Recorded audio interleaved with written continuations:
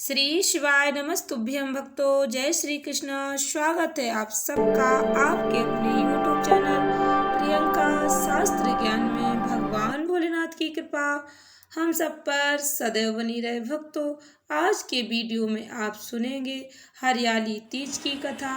हरियाली तीज की व्रत कथा सुनने मात्र से अखंड सौभाग्य का वरदान प्राप्त होता है। भक्तों, हरियाली तीज के दिन सुहागिन महिलाएं व्रत रखती हैं। इस दिन व्रत रखने से माता पार्वती और भगवान भोलेनाथ का आशीर्वाद प्राप्त होता है।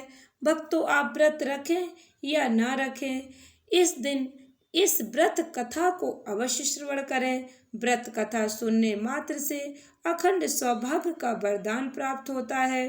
भक्तों, महिलाएं इस दिन निर्जला व्रत रखती हैं। इस व्रत को करवा चौथ से भी कठिन व्रत माना जाता है। भक्तों, व्रत कथा ध्यान से सुने। हरियाली तीज की कथा। शिव जी ने पार्वती जी को उनके पूर्व जन्म का स्मरण कराने के लिए तीज की कथा सुनाई थी। शिव जी कहते हैं, हे पार्वती, तुमने हिमालय पर मुझे वर के रूप में पाने के लिए घोर तप किया था।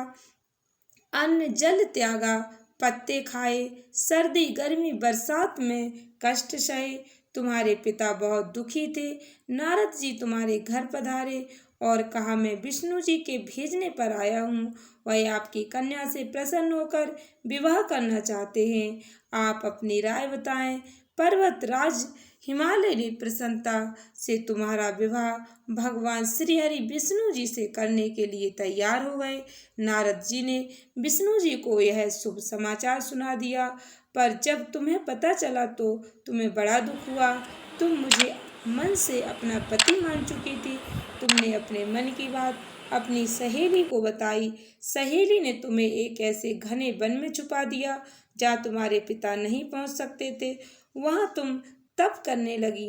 तुम्हारे लुप्त होने से पिता चिंतित होकर सोचने लगे, यदि तुम नहीं मिली और विष्णु जी बारात लेकर आए तो क्या होगा। शिव जी ने आगे पार्वती जी से कहा, तुम्हारे पिता ने तुम्हारी खोज में धरती पाताल एक कर दिया, पर तुम न मिली। तुम गुफा में रेत से शिवलिंग बनाकर मेरी आराधना में लीन थी। प्रसन्न होकर मैंने मनोकामना पूरी करने का तुम्हें वचन दिया। तुम्हारे पिता खोजते हुए गुफा तक पहुँचे। तुमने बताया कि अधिकांश जीवन शिव जी को पति रूप में पाने के लिए मैंने तप में बिताया। आज तप सफल रहा। शिव जी ने मेरा वरण कर लिया। मैं आपके साथ एक ही शर्त पर घर चलूंगी, यदि आप मेरा विवाह शिव जी से करने को राजी हो। पर्वतराज मान गए। बाद में विधि विधान के साथ हमारा विवाह किया। हे पार्वती, तुमने जो कठोर व्रत किया था उसी के फल स्वरूप हमारा विवाह हो सका। इस व्रत को निष्ठा से करने वाली स्त्री को मैं मन वांछित फल देता हूँ। उसे तुम जैसा अचल सुहाग का वरदान प्राप्त हो।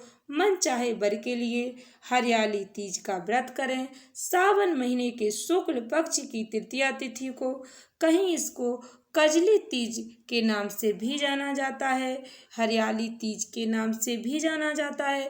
भविष्य पुराण में देवी पार्वती बताती हैं कि तृतीया तिथि का व्रत उन्होंने बनाया है, जिससे स्त्रियों को सुहाग और सौभाग्य की प्राप्ति होती है। सावन महीने में तृतीया तिथि को 100 वर्ष की तपस्या के बाद देवी पार्वती ने भगवान भोलेनाथ को पति रूप में पाने का वरदान प्राप्त किया था।